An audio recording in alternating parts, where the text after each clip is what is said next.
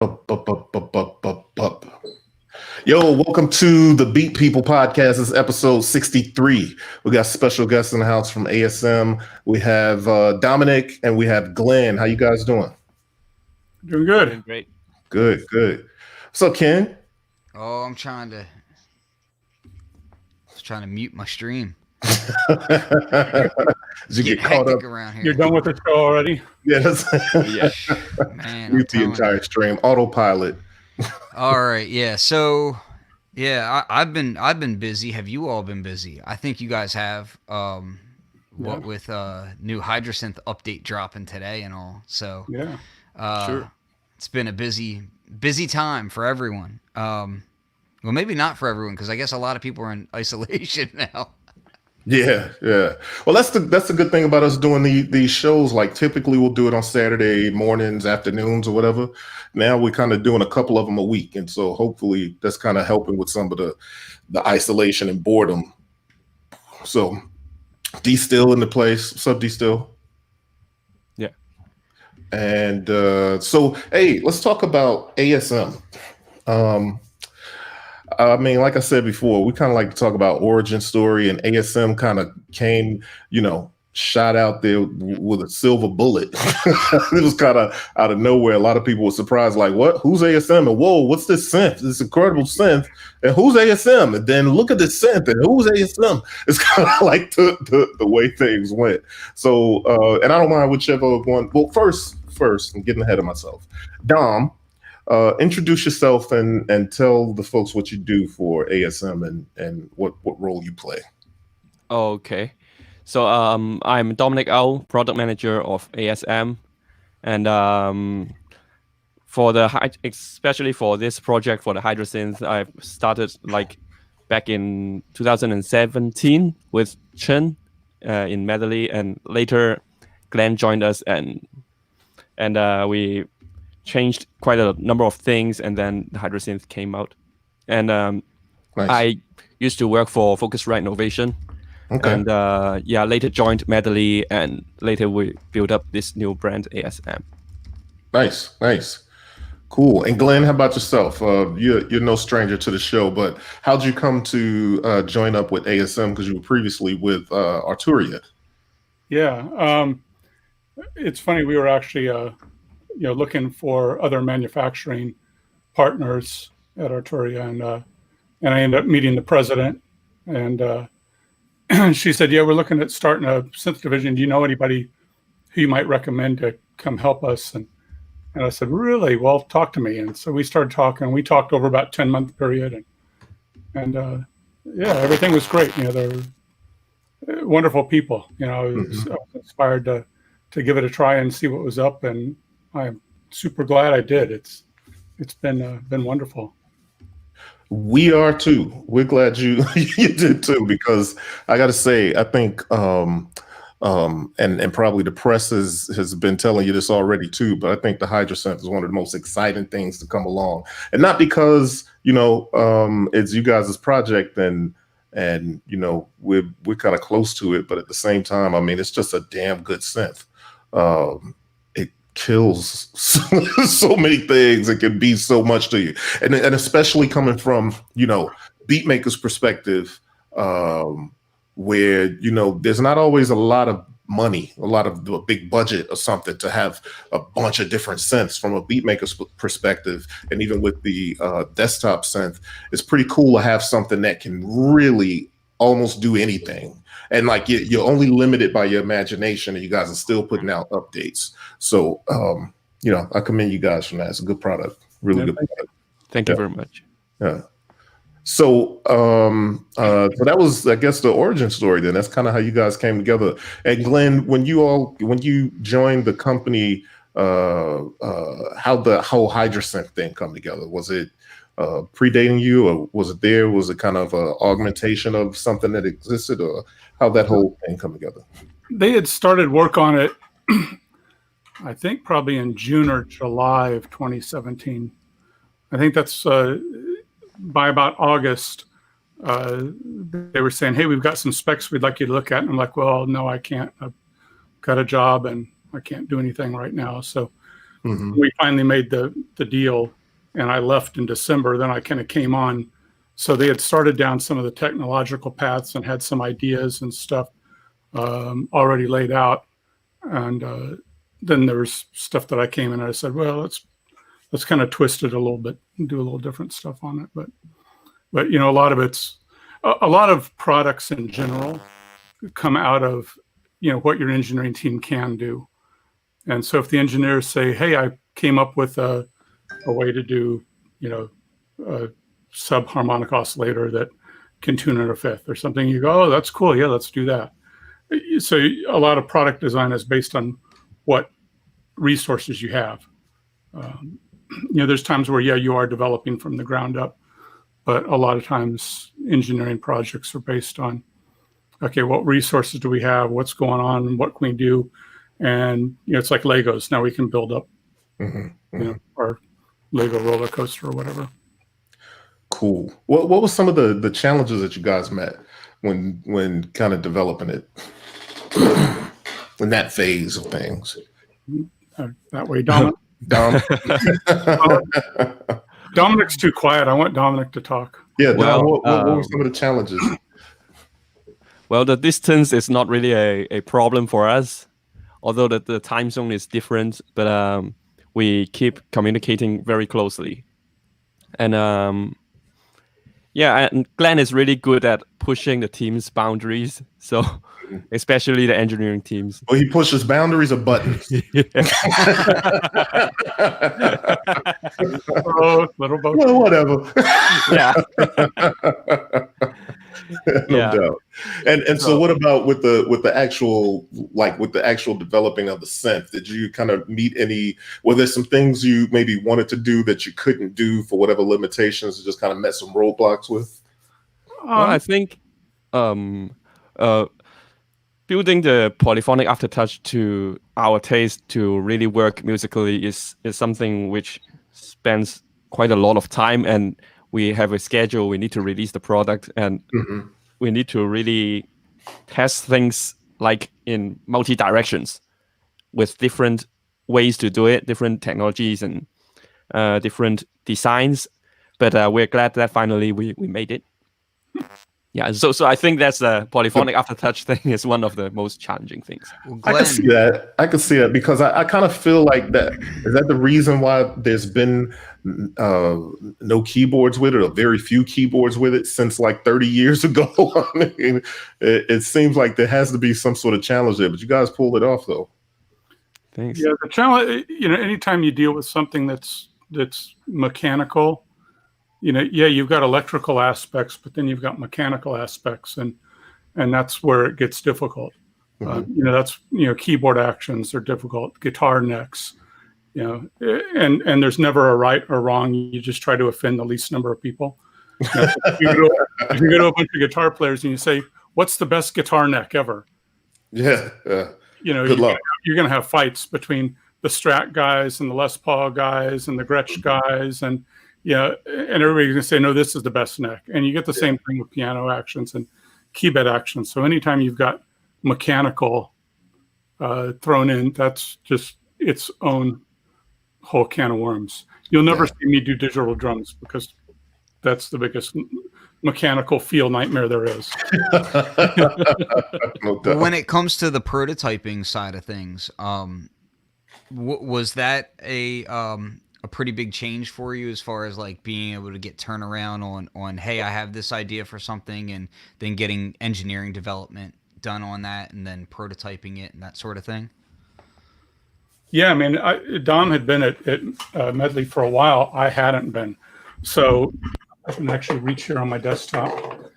Yeah, you know, Hydrasynth started off like this. Wow. You know, it was driven by Max MSP.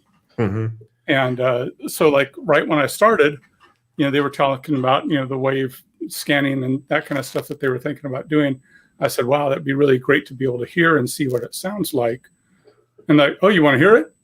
And so like a couple days later, you know, FedEx is our best friend. So wow, I get this thing and the Max MSP, and we're like listening to stuff. And this was like the spec wasn't even done yet. Mm-hmm. And we're able to hear stuff. And that's totally new for me, because every other company, you go through and you bake the spec. The spec is pretty much done. Yeah. And then engineering starts to build and starts to design from that spec. So a lot of the problems you end up with is by the time you get down to seeing a first working product, you've made so many choices in the design and the UI and everything getting up to that point that you're like, okay, well, we are where we are. Oh yeah, I totally forgot a whole big section of stuff I have to do.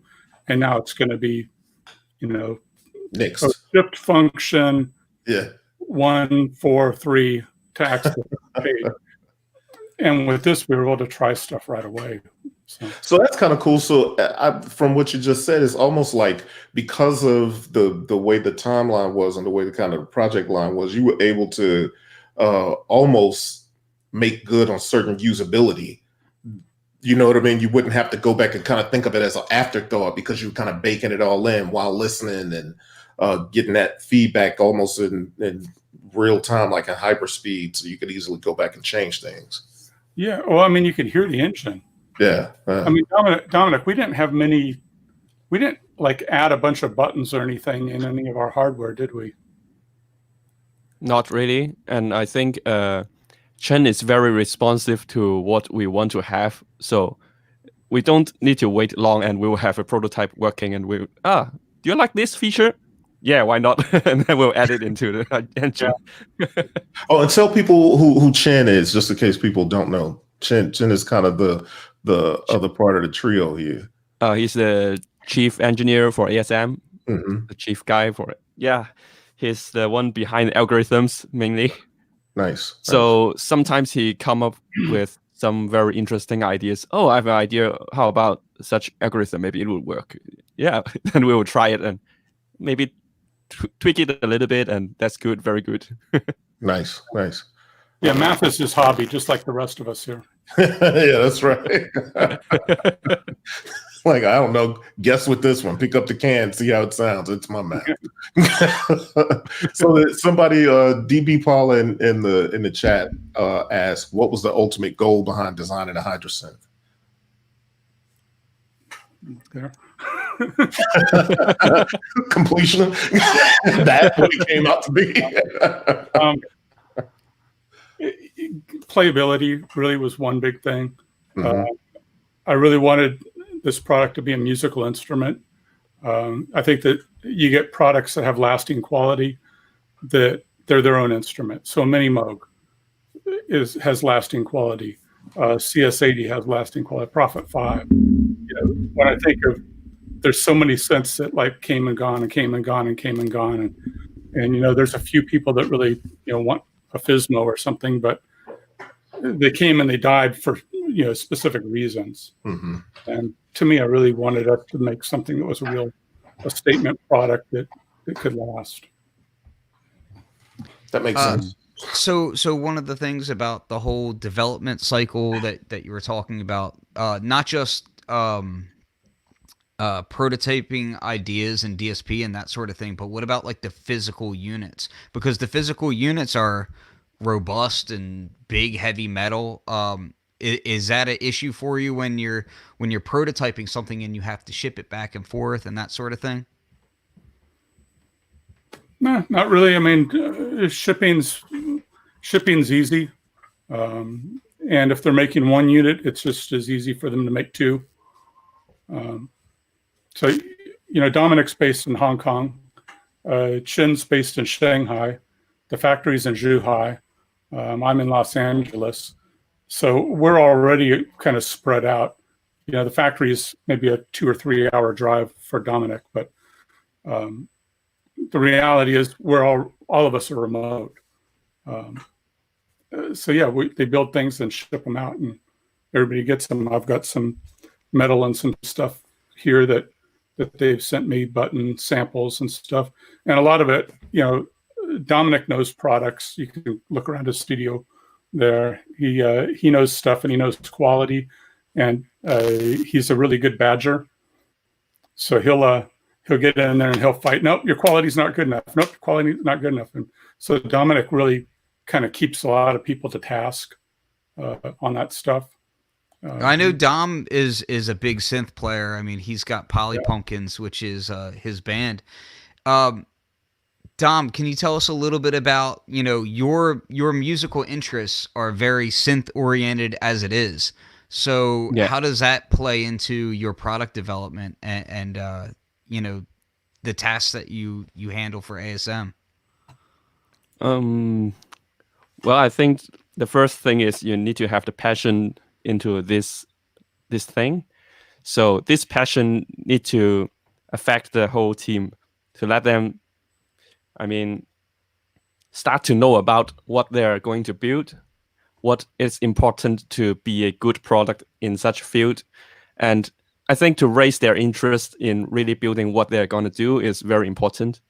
So yeah, from my background, I realized that even when I was a kid, I listened to music that I liked, but I didn't know what particular elements I like. But now I revisit and realize, oh, that's synthesizer. Oh, that's synthesizer.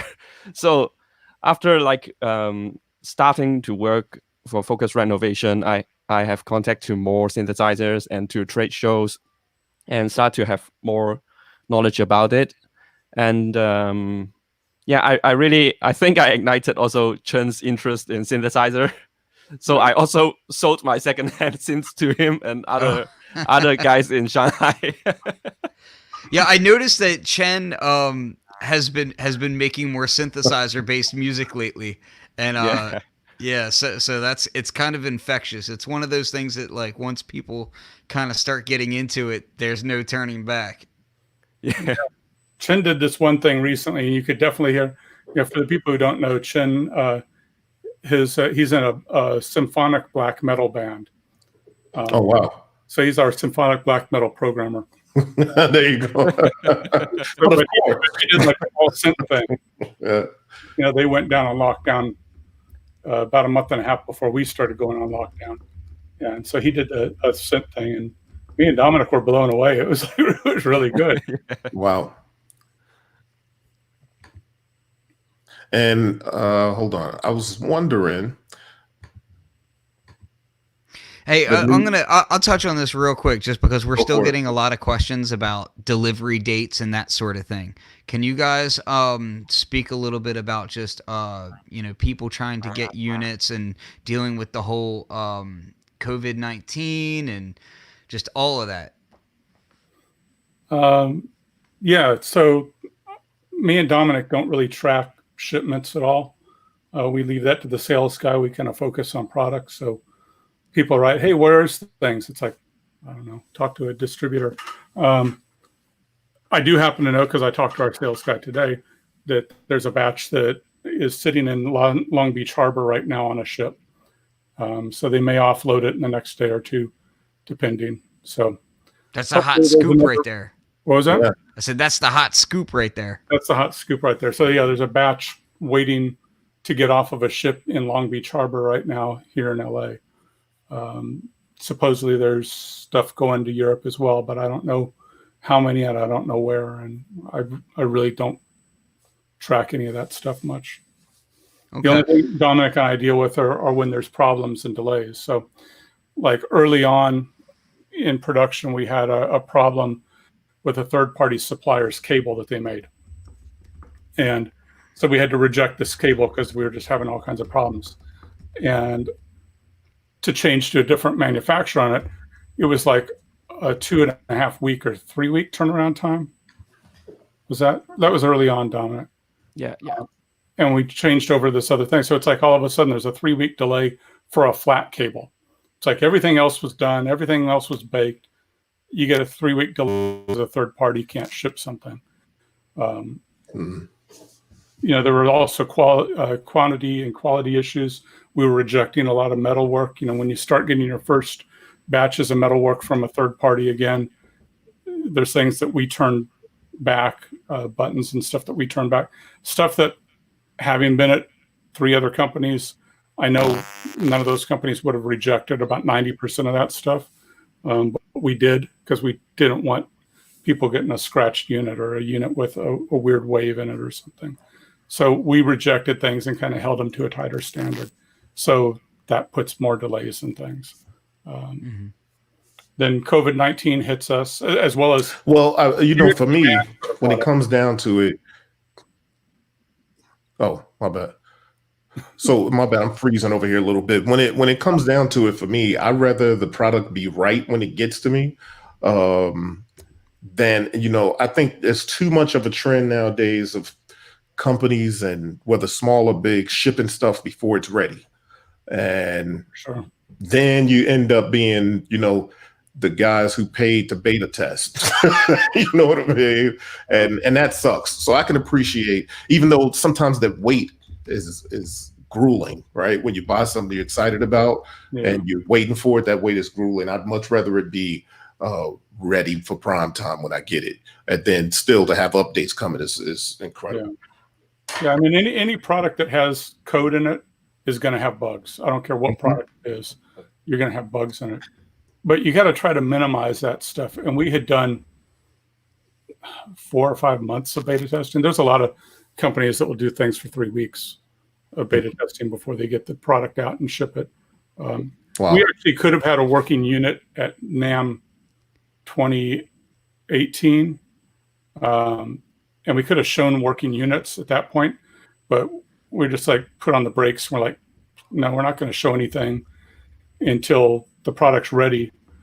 Even when we showed it in September, the product was ready, but our sales and network was not put together. You can't. Part of the keeping it secret is you don't go telling all these distributors, hey, we're going to make a product, because then it's no longer secret. The minute you go, hey guys, I have a secret, then everybody knows about it. Yeah, that's right. Because then it's like, hey, I would tell you about this new thing, but it's secret. Don't tell anybody. Then that person says, hey, I can tell you about this new thing, but it's secret. Don't tell anybody, right? You still have everybody know it. When I was at Roland, we actually used that on purpose one time. Did you? Yeah, we were at an AES show and we were showing a disc recorder, and we wanted it to leak, but we didn't want to leak it. Yeah. So there was a few dealers that we know. And we told them, okay, we're going to show you this, but don't tell anybody. And 10 minutes later, we had people that come into the booth going, hey, I hear you have this new thing. Oh my God. I didn't tell anybody. That guy must have heard you when you said it to me. It's classic. Yeah. So D Still asks, will ASM ever make a drum machine? I don't want to talk about future products. I won't say we won't, but I won't say we will. I can go with that. Yeah. That works. So shut up, D Still. No, I wouldn't say that. No, that's me saying that. I'm being clear. What else, Ken? Oh, I'm trying to answer a tech support question while we're doing this. Yeah. Hey, one thing I want to say, and this is kind of a complete side note and derailing things, but anytime anybody tells me that they have an issue with an update or anything like that, like the first thing I try to tell people is, hey, make sure you do like a factory reset. Just make sure like nothing has gotten out of whack or anything on your unit's end, because you'd be surprised like how easily that can happen. So, that's totally side note. But I do want to dive into the 1.4 update so we can kind of uglily segue into 1.4 update and what that brings. Because if we're not going to talk about anything new or speculative, let's talk about what something is real and current. And we happen to have a good scoop here because the update was released today and you guys are on our show today. So this is a good time to talk about it, just as much as any. So yeah, well, what are some of the new things? Noise generator has, what was it, 3 noise types? Now it's 7 noise types. Yeah, Dominic's not talking. I'll make Dominic talk. Okay. That's you, Dom.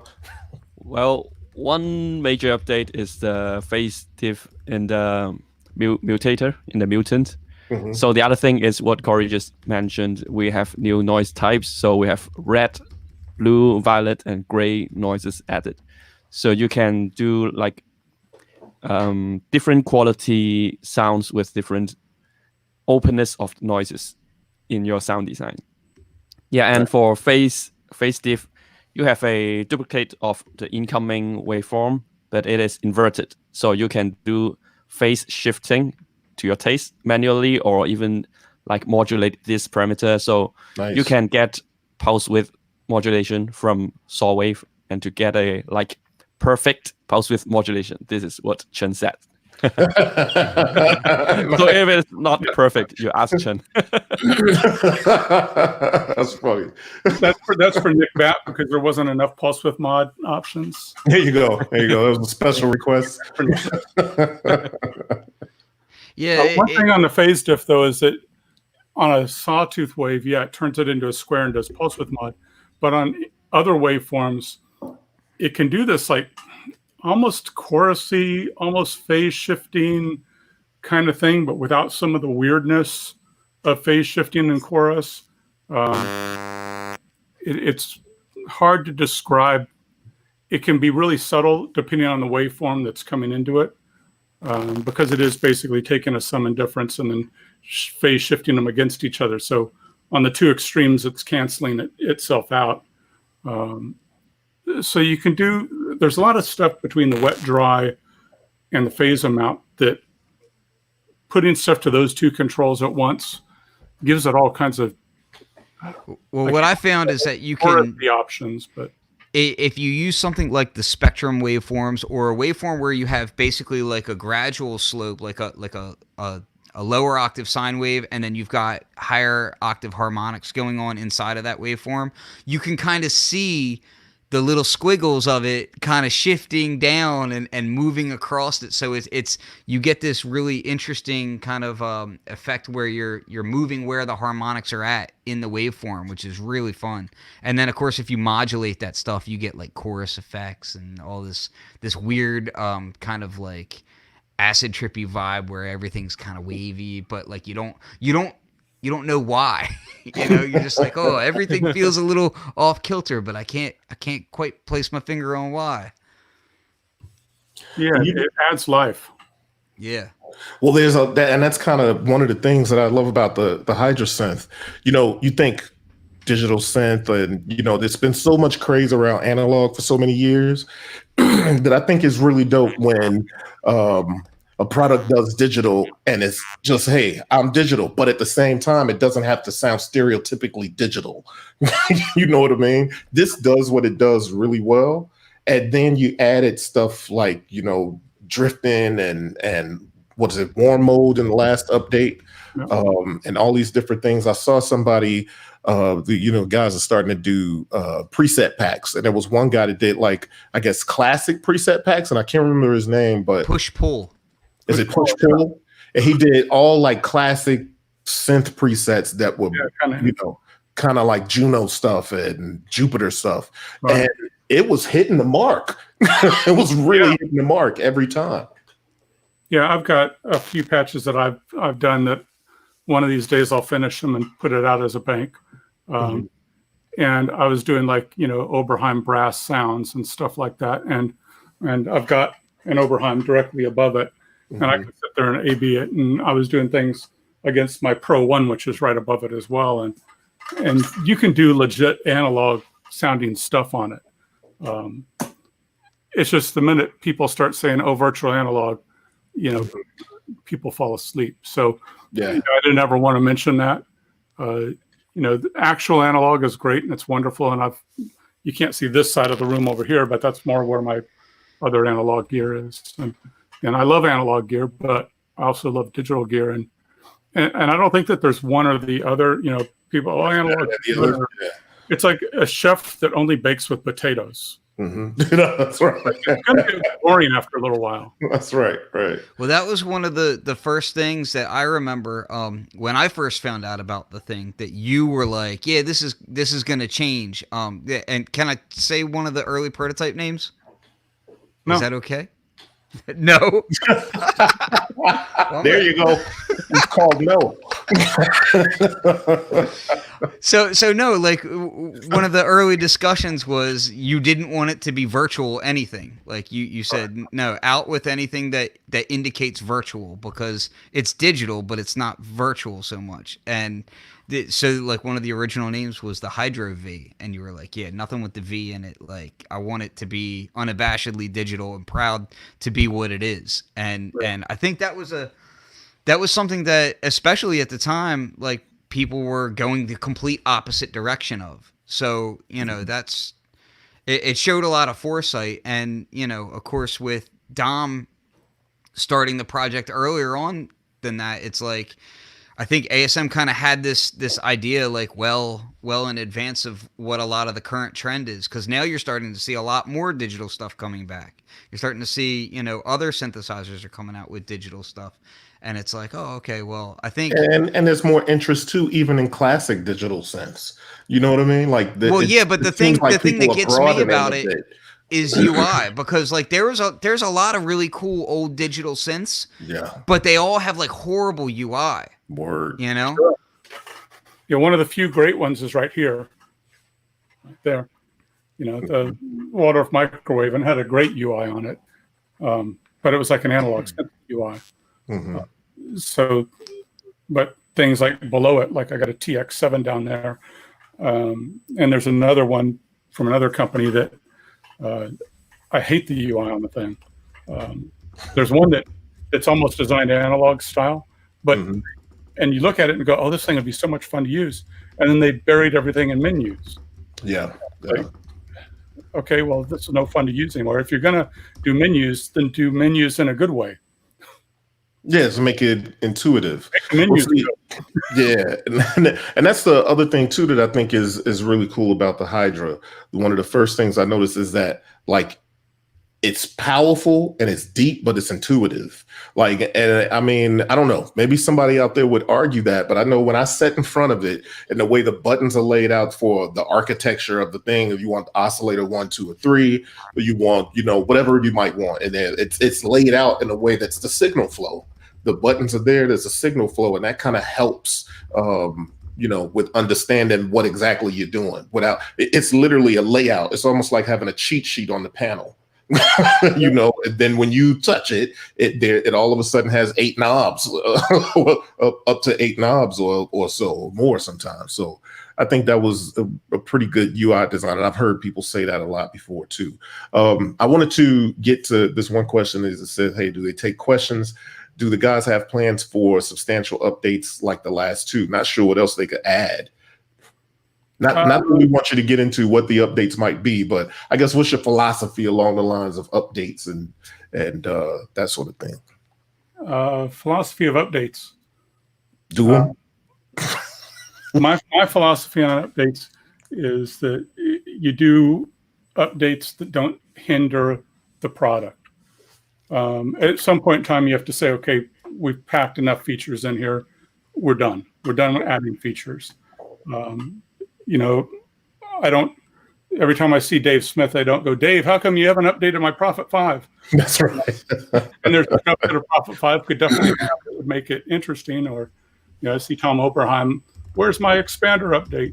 It's like, no, there's times where it's like, no, it's baked, it's done.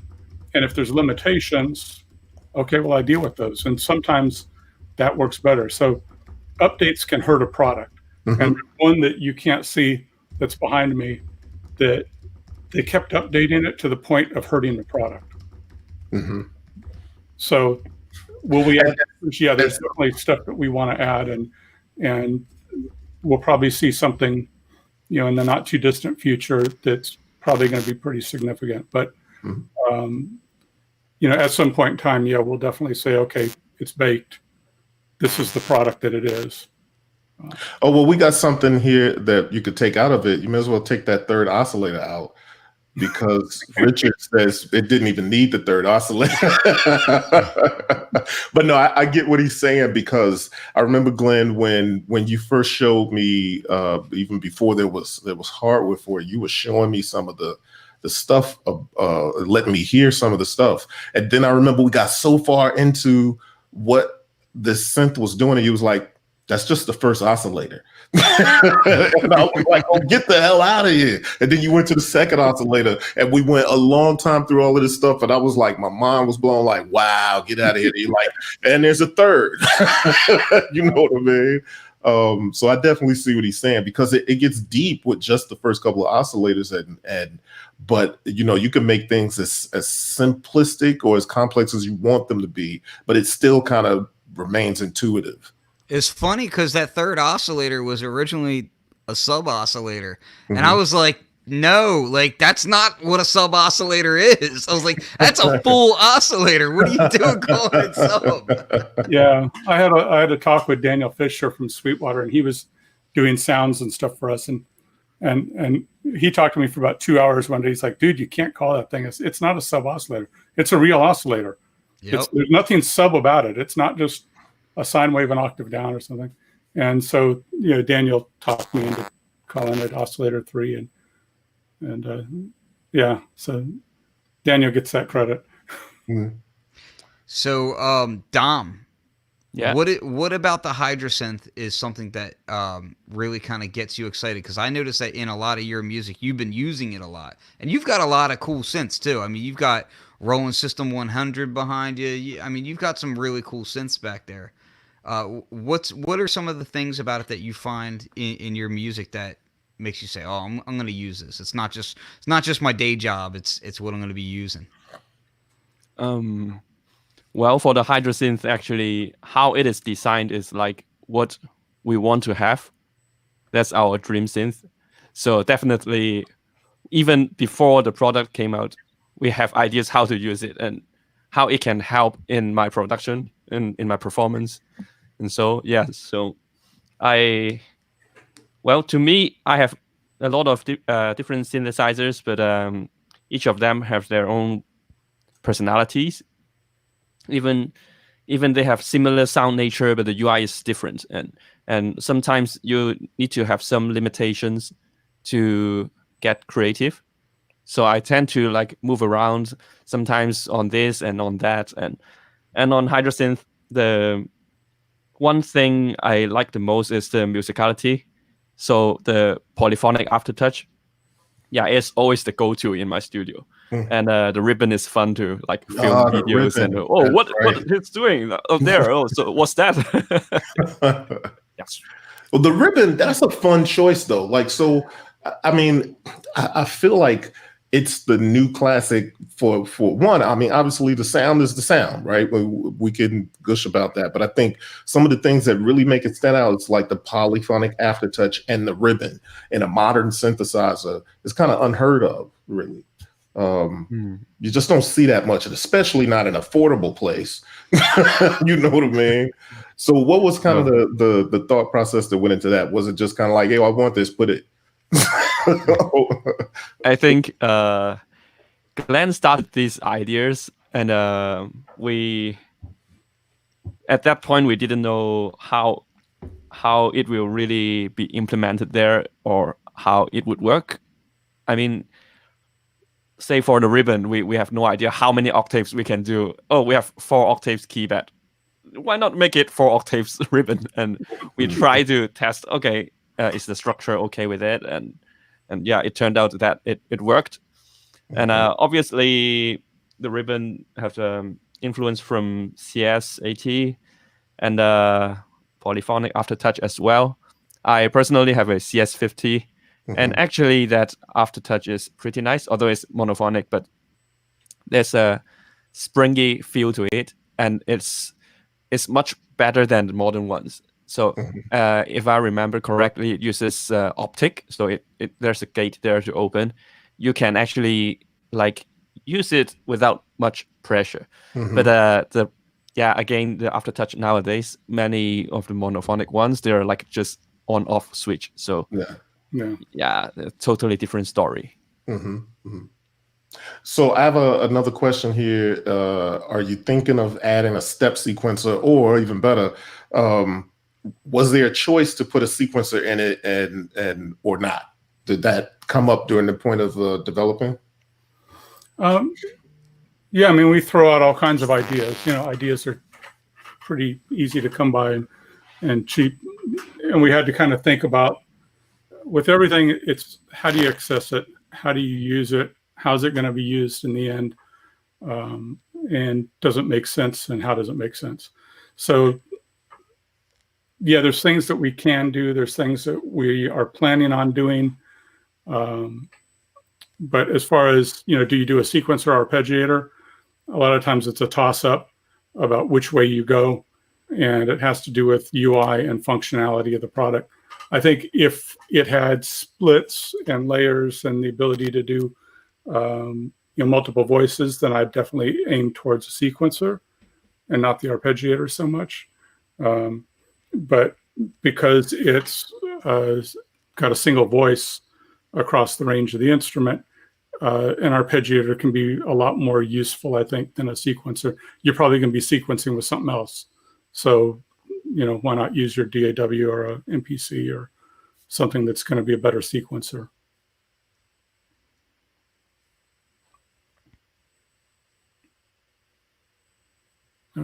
I can't hear. Corey went silent. Corey went silent.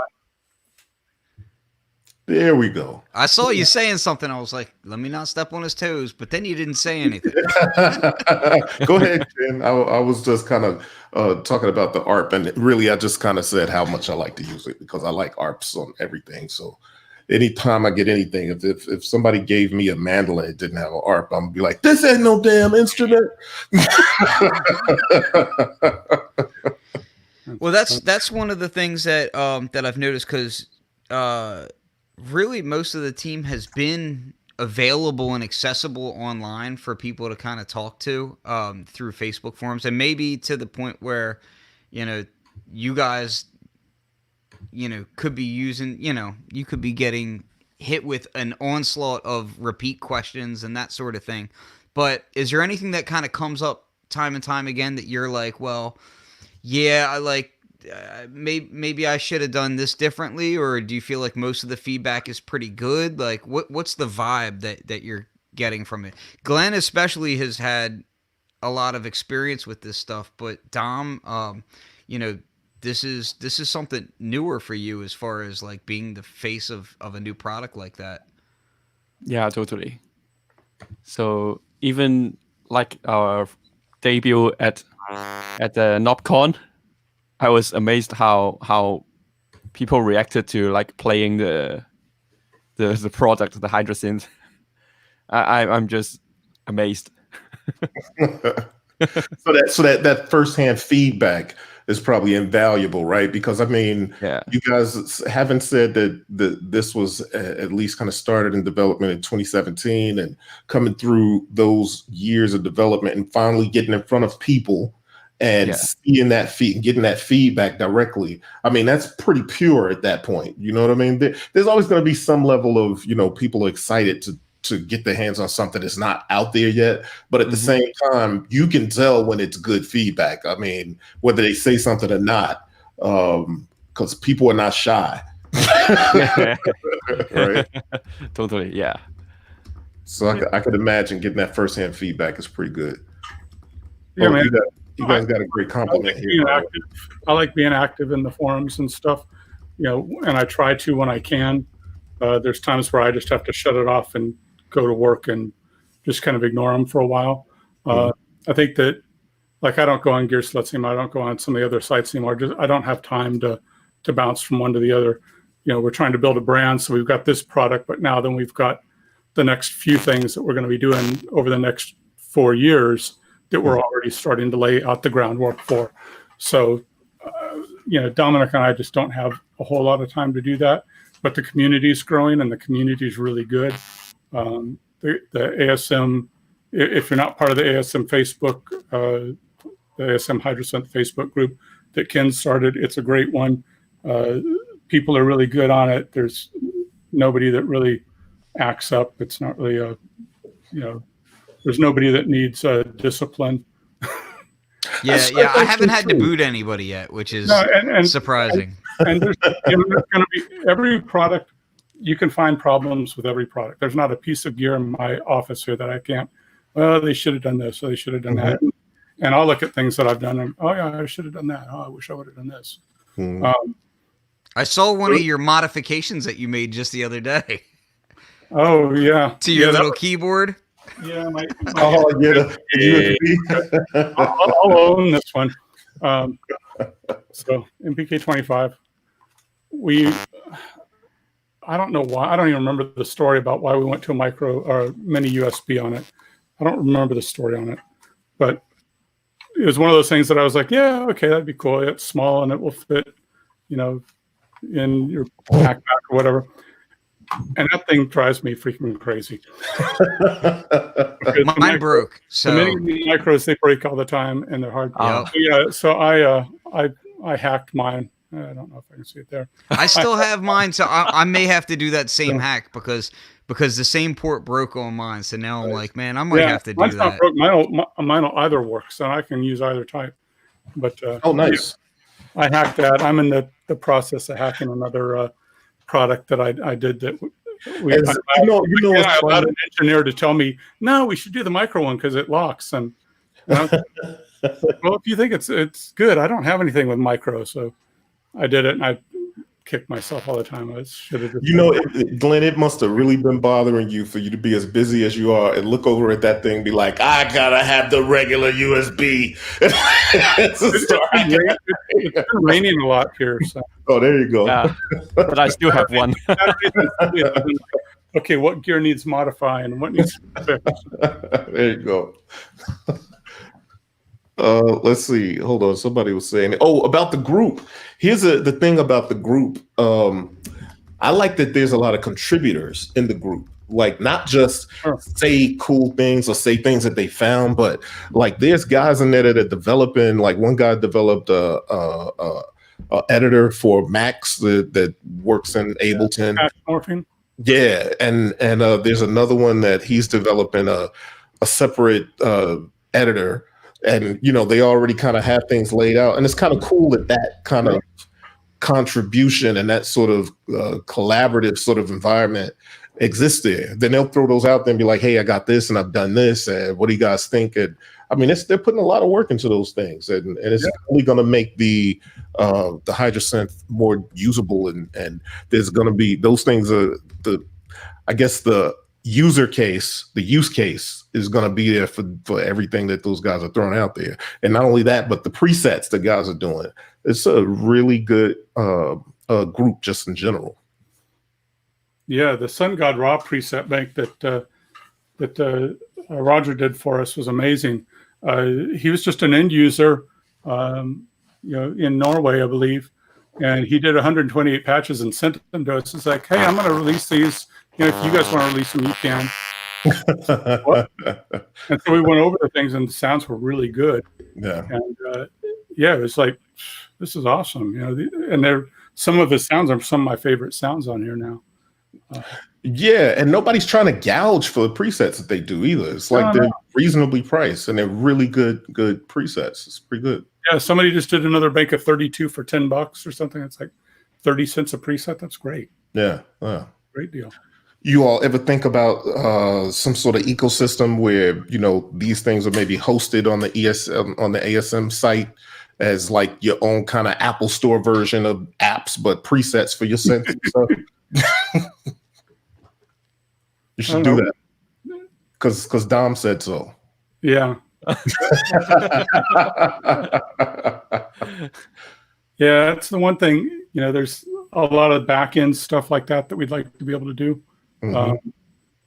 But there's only a few of us, so we're kind of overwhelmed with the tasks that we already have at hand. And so we're just trying to build new products and add updates to existing ones and try to keep things moving and creative. And as the brand grows, then we'll have more availability and people to be able to do stuff like that. But when it comes to the web updates and all that stuff, that's me and Don, and so as well or as poorly as they get done, that's us having to do it. So somebody's asking here too. That I think they want you guys to get your screen printing skill set up too, along with the web development skill set, because they want more Hydrasynth t-shirts in the future. blue, pink, red, etc. Like a one for each type of color and noise, colored noise. There you go. That's funny. Yeah. Yeah, we actually have T-shirts. We just don't have we don't have a mechanism to sell them and ship them. Mm-hmm. You know, it would be like our sales guy would have to like individually pack them and ship. We don't have the throughput to do that right now. Right. So right. eventually, we'll start building up swag and that kind of stuff, and we'll probably have a web store at some point in time. But kind of product and the brand are the focus right now, and some marketing becomes kind of the ugly stepchild that we kind of ignore. Well, you know what? I think too, that's probably at this stage, what's cool is that you got such a good community. There's like a good word of mouth, and there's a lot of stuff like this being sold for the synth, and that's being put out there for the synth. That's kind of maybe helping along the way with that stuff, because I can imagine there's a million things for you guys to do with being a new brand and getting everything standing up and to kind of keep ahead of things so that it's not just one hit and there's right, good product after good product. So that's a lot of work that goes into that. Yeah. How many artists have done like their first album is great and then the next album really isn't? Yeah. Why we got to talk about Bobby Brown like this? No, but it's true. And it's the same sort of thing.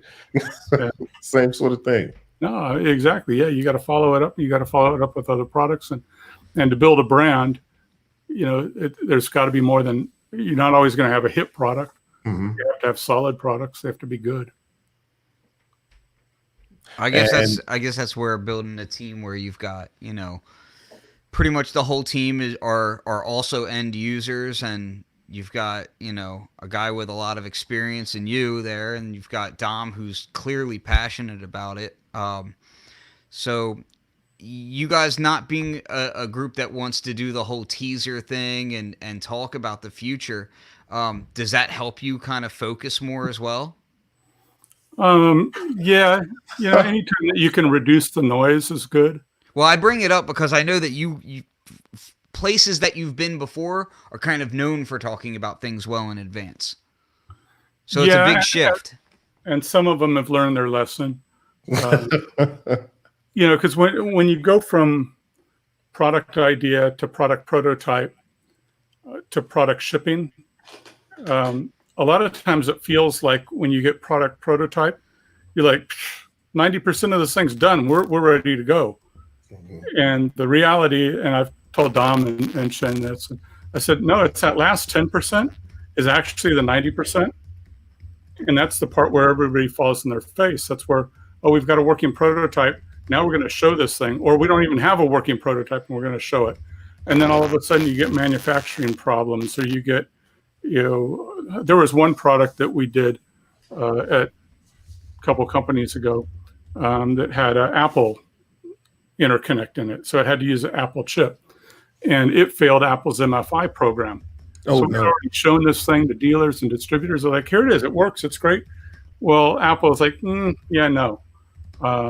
So we had to redesign the thing from the ground up to have it pass Apple certification. So there's things like that come up that you're just like, wait, what? We followed all your specs. Oh, yeah, but we changed the specs. Yeah, we're not doing that anymore. Yeah, we're not doing that. Too bad. Yeah. So, I mean, it's that last 10% is the 90%. So I'd rather just not even say anything until the 99.9% is done. Mm-hmm. Mm-hmm. And then you kind of go, okay, now we can show it off.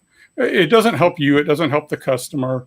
You can sit there and leak, oh, look, we made a keyboard. But, yeah. So what? In 10 days, we're going to tell you about a new product. Yeah. Why don't you just tell me now? That's right. Do you guys not know what that product is in 10 days? Or are you going to come up with the idea in 10 days? That's right. The problem is there's only one of them, and it's a half of one. And we're trying to get the other half in 5 days so that we can show you in 10 days. I don't like the teaser thing. I'd rather just Show a done product. Well, here's a good question that comes up a lot is what was the decision factor in going with 49 key when at least 61 key or more is better all around?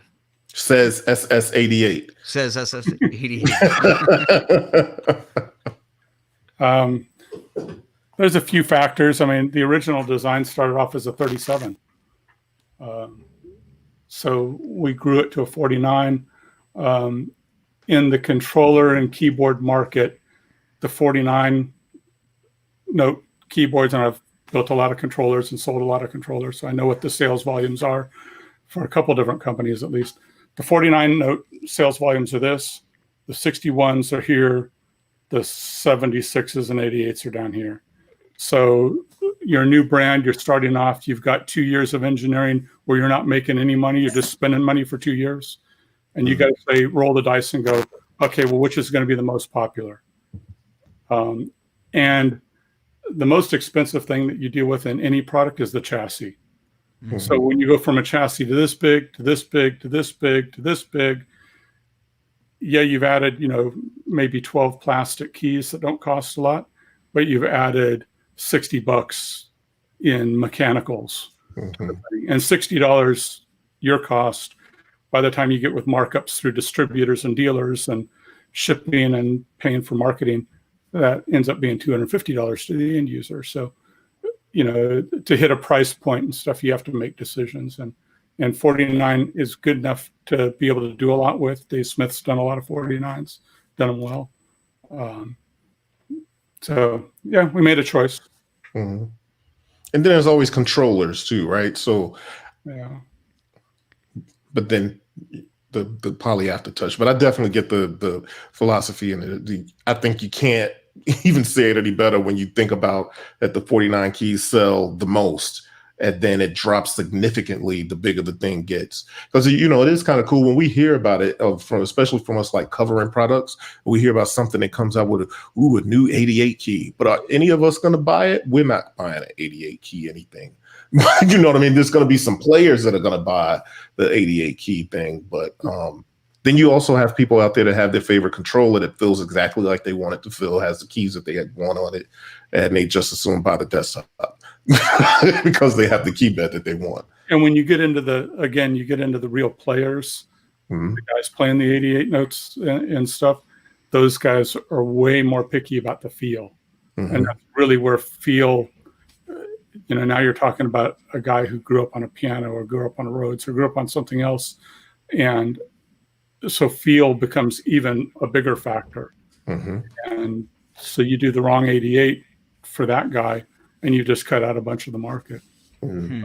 When we did an 88 controller for one other company, I brought in a bunch of piano players, like legit studio guys and home guys and piano teachers. And I brought a bunch of people and I had 5 key beds from different companies. I had like the most expensive key bed, I had the least expensive, and everything in between. Mm-hmm. And we just put up a chalkboard and I had guys come in over the course of a few days and just hit each one of the key beds and see which one they rated. And it was so funny because the cheapest, nastiest keyboard either was loved or hated. So guys either said, no, this is the best one, or mm-hmm. guys said it's the worst one. And mm-hmm. there was nothing in between.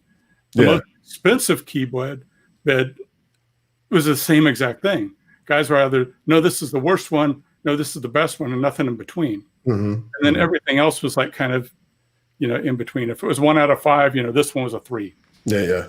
And these were either 1 or 5. And it was like people were going to start fights about which one was best. Or totally insulted. Yeah. So it's like, again, you have to sell products at the end of the day. So you have to go, okay, well, which is going to be the least offensive? So what was the decision then there to go with the desktop unit along with the 49 key one and with the pads and everything? I can remember when I first saw it, I was like, whoa, that's going to, in my mind, the first thing I thought was that's going to be popular because I'm obviously thinking from the beat maker's perspective and, pad layout and that sort of thing. What was the thought behind going the desktop and adding pads to it? Well, again, you sell to different markets, and synths sell to really three distinct markets. Mm-hmm. And there's a lot of guys that look at a 49 and go, oh, that thing's too big. Mm-hmm. And so you get the guys who are not, I won't say they're not keyboard players. Mm-hmm. You know, they're musicians. Maybe they come more out of a DJ background or something. And there's guys that play modulars. So they're, you know, or they do come out of a DJ, you know, beat maker kind of background. Mm-hmm. They're not looking to play Chopin. Right. You know, they're not looking to, you know, redo Isotomito's, you know, Snowflakes or Dancing album. And so that market, you don't need the keys, and you need something that's portable. You need something smaller, and that market wants that. And you see a lot of other companies do it. I was pretty adamant that we wanted to release them both at the same time. You see a lot of companies that will do one or the other, Mm-hmm. wait a year and then release the other one. And I don't think that's ever a good strategy, but so yeah, we're lucky to be able to do them both. And I'm glad you did. I'm really glad you did. I mean, I see a lot of people that, just like the people that I thought would love the desktop, those are the people that love the desktop. Yeah. That sort of subset that you were just talking about. And I think that plays right into, you know. So Yeah. I even use it where I approach it differently. You know, Dominic did a bunch of, like, he did the pad layouts and stuff. And there's different ones that, like, he came up with the fretboard mode, which Yeah. I Love that. And because, again, you reach for things differently. Mm-hmm. And it's like guys that, you know, are playing push or something, or guys that play MPC, and they've taken these things and they've turned it into their own instrument. And I like that you approach it differently with the pads versus the keyboard. With a keyboard, there's certain chords and scales that I'm comfortable in, and I go to that, and my stuff tends to all sound the same. So it's nice to get off of that and approach something from a different thing and try it, and you come up with different ideas. Totally makes sense. So I got a question from a friend of mine, Chris St. Albion, who just released a synth called Simple for Hallion. So he wanted to ask about with the Matrix Brute and Hydrasynth. He says they departed so much away from conventional synths at the time. I'd like to know if breaking away from conventional synths is intentional or a happy accident. And if it's intentional, what is it about conventional synthesis that you feel is yet to be where it needs to be? Well, that's deep. I personally don't try to, like, break away from and do something unconventional. I think that if you try to do something unconventional, you can just end up with something weird. I think that what you try to do is you try to find weaknesses, or you try to find an advantage somewhere else, or find something that you can do better than somebody else.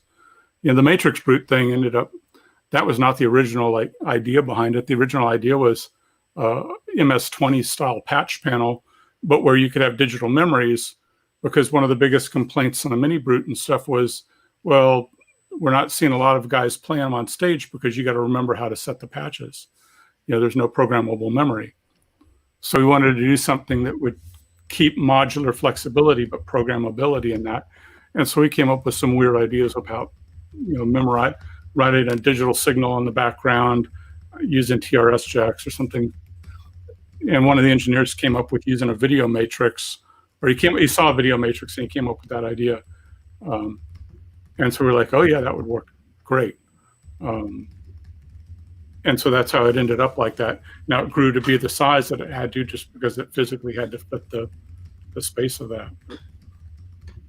You know, I think that if you're just trying to do something that's already been done, well, what's the point? I mean, you got to do something there's got to be a reason. There's no reason to redo a Prophet 5. It's a great instrument. Mm-hmm. Mm-hmm. You know, every time I hear somebody, like, try to sing a Frank Sinatra song, I go, why are you doing this? It's already perfect. Yeah, he nailed it. It's done. That's right. Baked. We move on. Let's go do something different now. Right.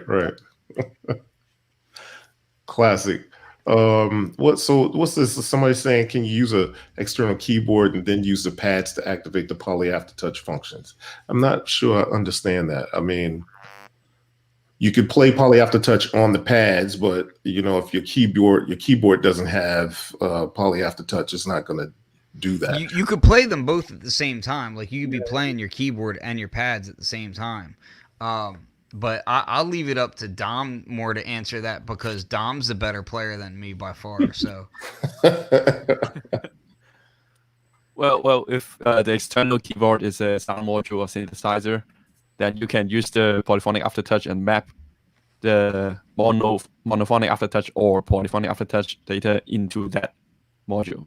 So it depends on that module if it can accept polyphonic or not. I mean, polyphonic aftertouch. So one thing I was thinking is a possibility, I don't know if this would work or not, is that you could be, if you're skilled enough, you could be playing with one hand on your MIDI keyboard monophonic, aftertouch controller and play the same notes on the pads and then express them polyphonically like that. You could do that.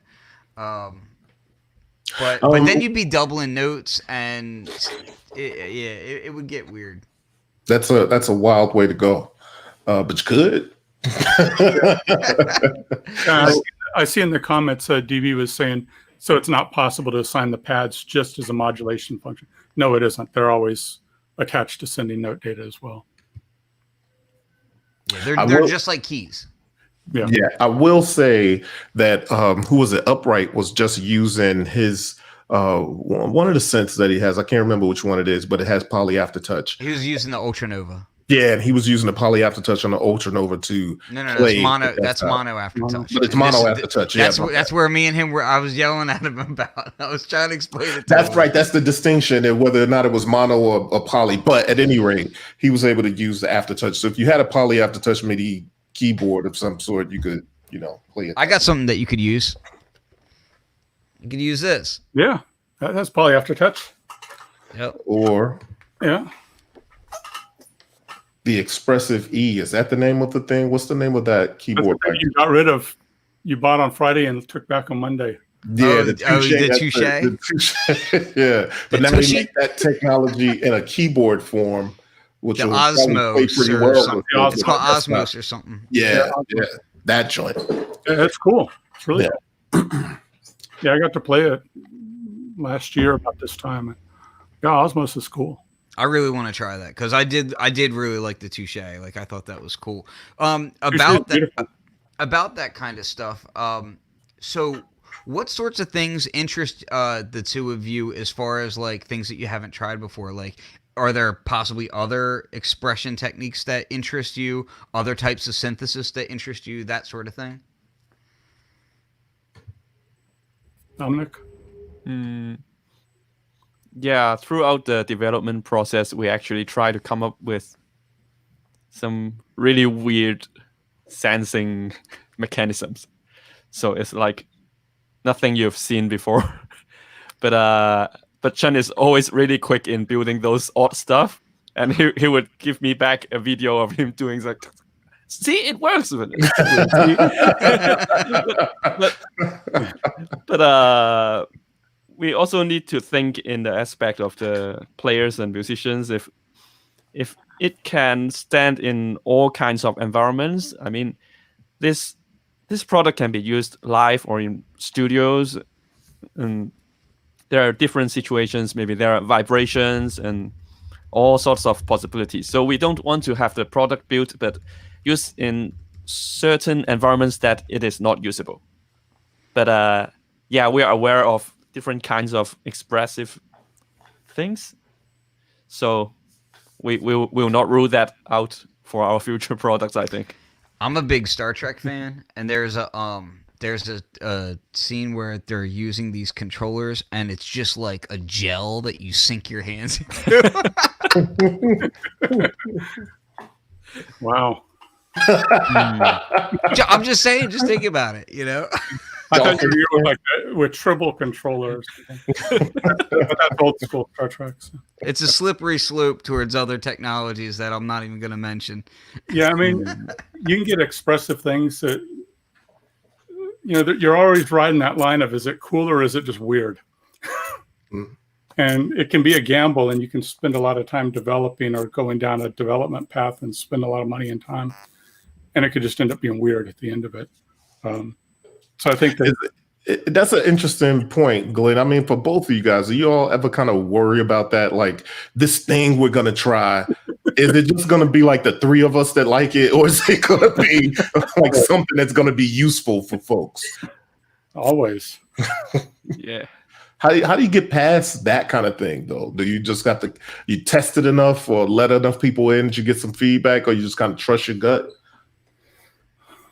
I think that we test a lot. You know, I've got a small group of people who I know well, and I know what their bent is, and I know what their biases are. And so there's a few people that kind of get to see all my product ideas early, and I get feedback from them, and I kind of can rule things out pretty quickly, or see maybe this is a good path to go down. And then I'm kind of a synth history geek. I've been doing them since about 1980. Been in synths. I've got big stacks of like old brochures and stuff. I've even got like brochures for things like a Buchla 400 and weird stuff that they go back. So I mean, I look back at a lot of that kind of stuff and go, well, what did people do before? What's been tried and failed? Why did it fail? What are the reasons behind it? I was just watching a thing with interview with the band Heaven 17, and Martin Ware was one of our endorsees at Arturia, and he's a real talented guy, but he was talking about using the V-Synth live, and he was using the D-Beam, and they were talking this on YouTube, and he was talking about, you know, being there and like doing the D-Beam thing, doing this, and had like a whole audience of people doing this. No. This is everybody's like, yeah. Yeah, that gets into some really sketchy territory. It's a great. I forget who did it. It might have been Matt talking to him live. But that's funny. That's funny. But yeah, I mean, you don't want it to be something weird. Yeah. Especially alternate controllers, they can be crazy. I tell you, I found out that like I get really inquisitive about other things like that. So like I'll invest in and buy different things. There was a little device that's like this big, and it's like an infrared camera that's super accurate or something. I forget the name of it. But essentially you can use it as a MIDI controller with your hands to control all this stuff.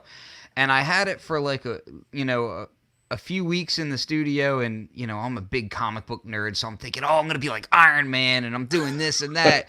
And I was like, I realized a few things. One, my hands are busy. Like, what am I thinking? Like, my hands are busy when I'm in the studio. I don't need to be waving them around or anything. And two, I like tactile response. Like, I want to physically feel that I'm creating change. You know, sound is already, you know, ethereal enough as it is, and then it's like if you take away the physical contact of that, that's just no.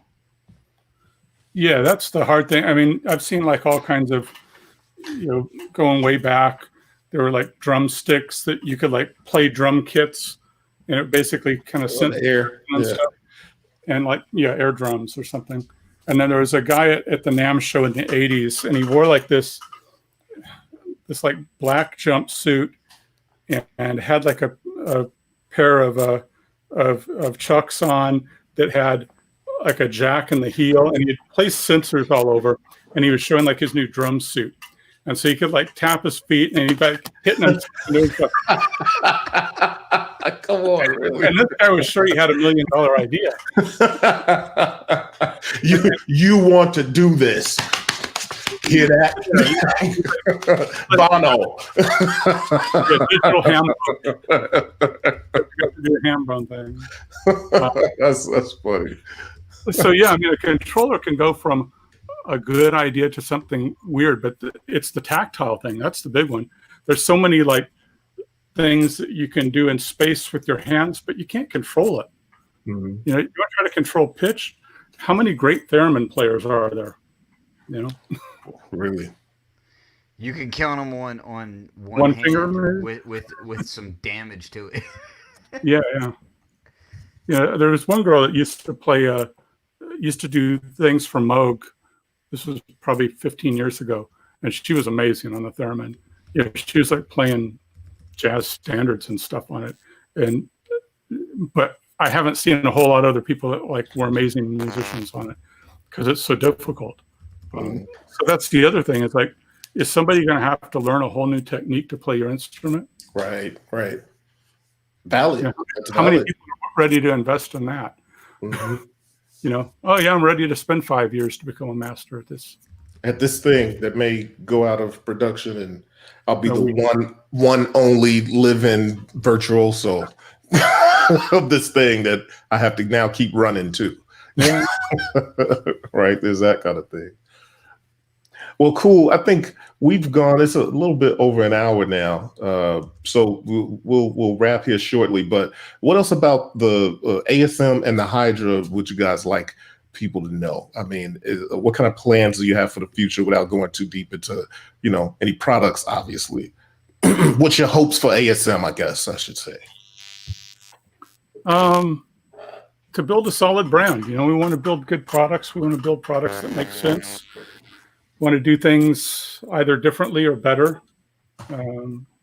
Always, every time you come up with a product, you have the opportunity to look at what everybody else has done and see if they've done it right or if they've done it wrong or if they've missed an opportunity somewhere. So there may be even some crowded markets that we might look at in the future. That I personally love crowded markets because that's an opportunity, I think, to find something that is a little bit different. And Dominic just wants to make accordions. So. No, Chen. There you go. Yeah, I think accordions with sequencers. Yeah. Yeah, I think Chen will be excited to hear this. Chen, besides being the symphonic black metal programmer, plays accordion too. Yeah. Chen is probably the best musician out of any of us. He's a really good accordion. That's incredible. Guitar player, but then the accordion takes that factor out. So. Yeah, he was posting up stuff about that, and I was just like, okay. I saw. But I'm willing to check it out.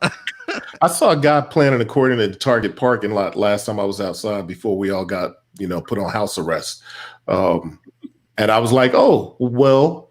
You don't see that every day. Guy in the Target parking lot playing the accordion. So okay. Well, living in Delaware, there's a local accordion player that named Weird Al Yankovic, and that guy, he's about the only accordion player that I've ever watched. And I was like, okay, that's pretty awesome. But and Weird Al's great. Weird Al's awesome.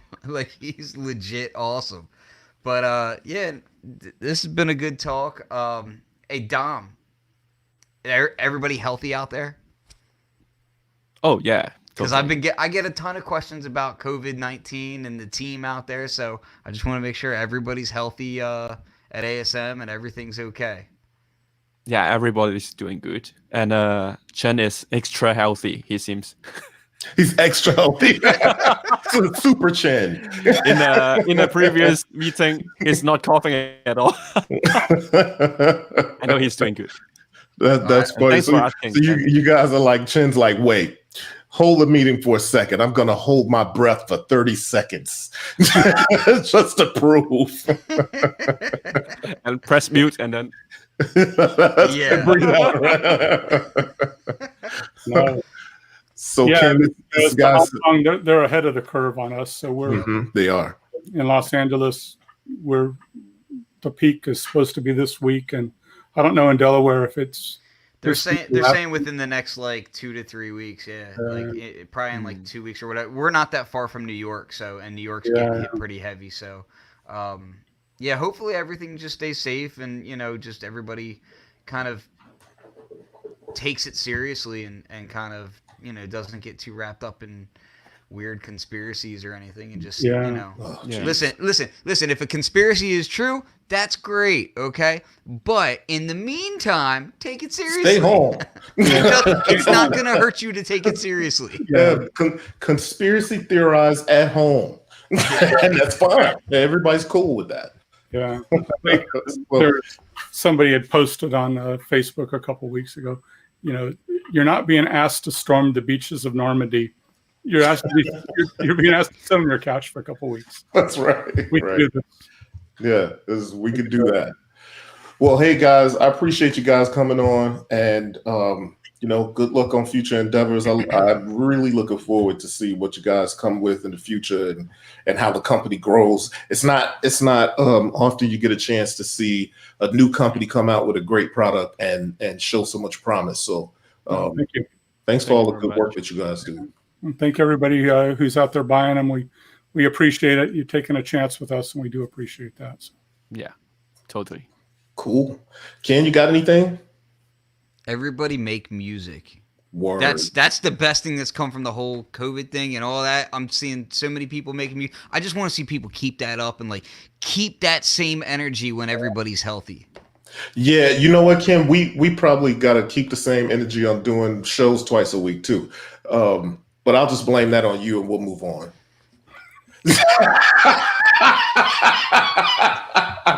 All right, everybody. This is BeatPPL Podcast, episode 63. We're out.